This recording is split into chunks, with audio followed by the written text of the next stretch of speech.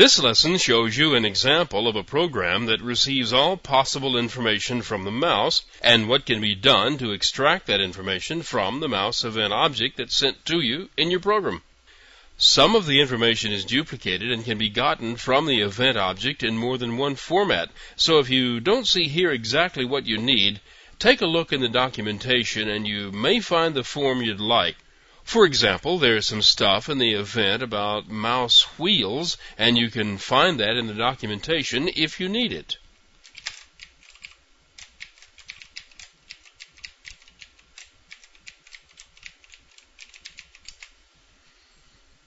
Now this class implements both mouse interfaces. It gets called for both the regular mouse events and all mouse motion events. These are string references that are going to be receiving the mouse description information as it comes in. All the paint method does is display these lines of text.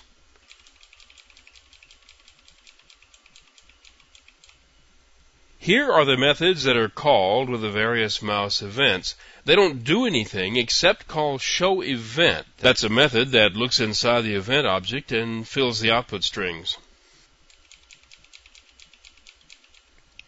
This is where the buttons and keys are detected. These can be held down, pressed, or released in any combination, so each one is checked here independently. The first few buttons, Alt, Control, Meta, and Shift, are on the keyboard, and these can be held down for any mouse event. By the way, a Meta key is a Unix thing, and it's seldom on the keyboard of any other operating system. In fact, it isn't always on a Unix keyboard, but it happens a lot in Unix software, so the Java system detects it. These three buttons are the mouse buttons. All mice have a button 1. The majority of mice have a button 2, and some mice have a third button. If you're using a 2-button mouse, it will only report button 1 as the one on the left, and button 2 is on the right. For a 3-button mouse, button 1 is on the left, button 2 is in the middle, and button 3 is on the right. Now these buttons can also be pressed, released, or held down in any combination.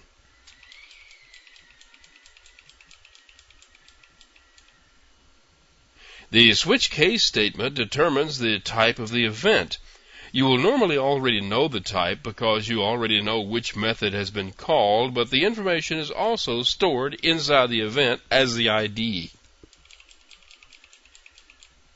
The call to the method getClickCount tells you whether this is a double click or whatever. If this method returns a 0, then no mouse button is involved in the event. If the number is 1, this is a single button press. If the number is 2, this is the second of a double click. If 3, it's the third of a triple click. The number can go on up to 6 or 7 or even more, but that's getting to be a pretty difficult thing to do in an interface.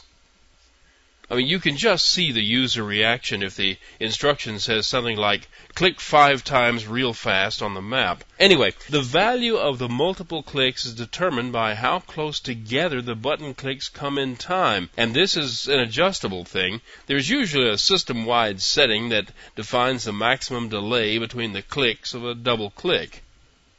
Every mouse event has a location. That's because no matter what else happens, the mouse is always in exactly one place, and this location is specified relative to the upper left-hand corner of the window of the application. Every event has happened at some specific point in time. The time is expressed in milliseconds and is very accurate. It's the time of the event expressed as a count of milliseconds since midnight January 1st, 1970. This timestamp is the one that's used to adjust the click count in the case of multiple clicks within a certain period of time. Finally comes the param string. This method returns a string that contains most of the information we've already displayed, but it comes out of the event already set up in a string format. Once all this is done, a call is made to repaint to put the strings on display in the window.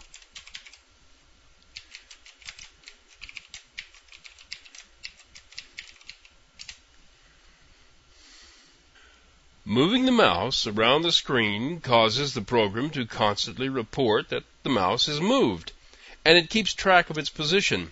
Notice how the information extracted from the individual fields and methods is repeated at the bottom as a single string. The line at the bottom is the one that's returned from the call to the param string method.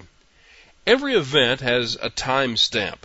The timestamp is the current Java time, 64 bits long, the value of the number of milliseconds since January the 1st, 1970.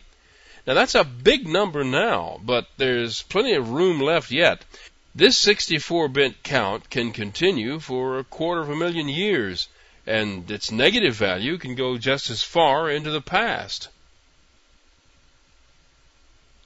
Pressing the left mouse button and keeping the mouse moving shows not only the fact that dragging is taking place, but it also shows which button is being held down. These dragging reports include all the buttons that are being held down. And look at this.